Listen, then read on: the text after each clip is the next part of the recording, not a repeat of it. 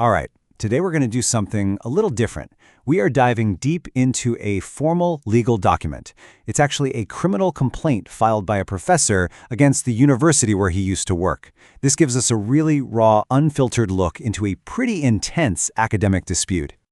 And wow, this document does not pull any punches. Right from the get-go, it sets this incredibly dramatic tone.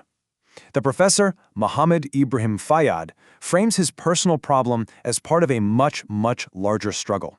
He asks, are we living in a new dark age where intellect itself is persecuted? So yeah, let's unpack the details of his complaint. Okay, so first up, let's just break down the document itself. Who are the players involved and what exactly makes this complaint so significant? So at the heart of this complaint, you've got two very clear sides. On one hand, there's Professor Mohamed Fayad. He describes his firing as nothing short of barbaric and illegal. And on the other hand, you have San Jose State University, which he accuses of a collective injustice. The battle lines are drawn right from the very beginning. And you can tell this was not intended to be some quiet internal HR matter. I mean, look at this list. This complaint was sent to the absolute highest levels of state government, law enforcement, and even federal and international groups. That's a clear signal that he's making a very public and a very serious accusation. What's interesting is the complaint doesn't just focus on him being fired.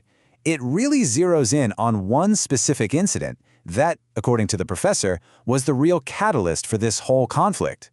And it all seems to revolve around this one event, the SJSU Author and Artist Celebration.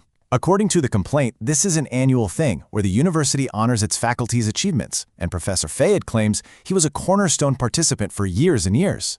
And his planned contribution for 2024? It was huge. We're not talking about a single paper here. The complaint says he was ready to present over 25 new scientific books, all of them described as totally complete and internationally registered. So you might be asking, if he had all this work ready to go, why was he excluded?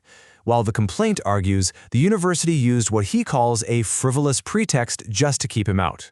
The document lays out a very specific play-by-play. On February 15, 2024, the professor says yes to the event invitation. Just one day later, the university library comes back and says he needs a physical print copy to be included. He claims that after that, he tried to explain that his work was digital, but his messages were just flat-out ignored. And this really gets us to the core of his argument.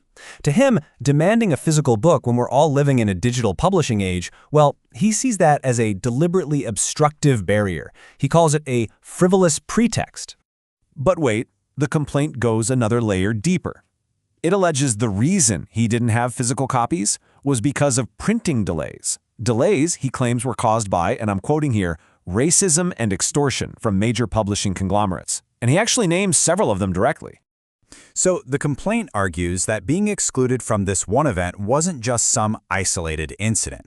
No, it was all part of what the professor describes as a much broader, more sinister scheme.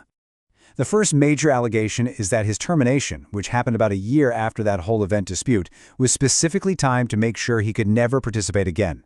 The document also claims the way he was terminated actually threatened his personal safety. Now, this second allegation, this one really strikes at the university's academic integrity.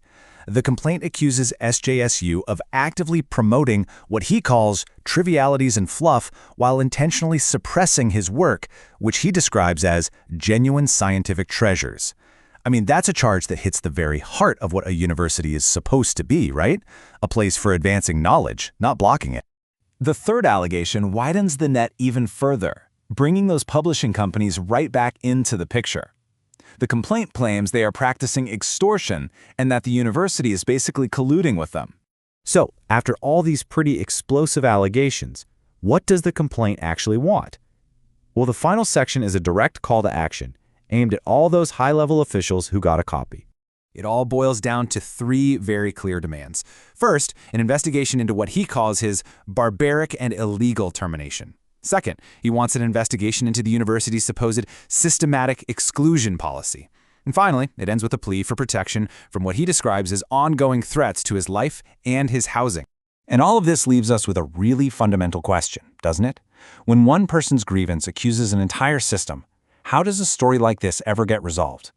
We've obviously only heard one side of the story here, but the complaint itself raises these profound questions about power, intellect, and justice inside our big institutions.